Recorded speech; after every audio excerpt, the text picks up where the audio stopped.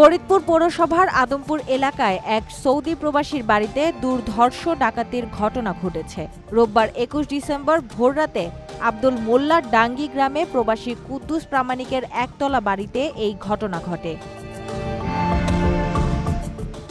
ভুক্তভোগী পরিবার ও স্থানীয় সূত্রে জানা যায়, ভোররাত ৪টার দিকে ৫ থেকে ৬ জনের একটি সংঘবদ্ধ ডাকাত দল হানা দেয়।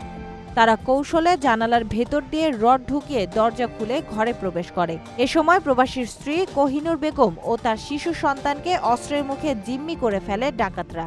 জিম্মি অবস্থায় ঘর থেকে ৪ ভরি স্বর্ণালংকার, নগদ টাকা ও অন্যান্য মূল্যবান মালামাল লুট করে পালিয়ে যায় তারা। খবর পেয়ে রোববার বিকেলে ফরিদপুর কোতোয়ালি থানার পুলিশ ঘটনাস্থল পরিদর্শন করেছে। থানার ভারপ্রাপ্ত কর্মকর্তা ওসি মোহাম্মদ শহীদুল ইসলাম জানান, খবর পেয়ে পুলিশ তাৎক্ষণিক ঘটনাস্থল পরিদর্শন করেছে। এ ঘটনায় ভুক্তভোগী পরিবার থানায় লিখিত অভিযোগ দায়ের করেছে। ঘটনার সঙ্গে জড়িতদের দ্রুত খুঁজে বের করে আইনের আওতায় আনতে পুলিশ তৎপর রয়েছে। প্রবাসীদের জন্য নির্মাণ হচ্ছে দেশের প্রথম স্মার্ট সিটি, যেখানে থাকছে স্কুল, মসজিদ, হাসপাতাল, সুইমিং পুল, হেলিপ্যাড, জিম, পাঠাগার, সুপারমার্কেট, শিশু পার্ক সহ সকল নাগরিক সুবিধা।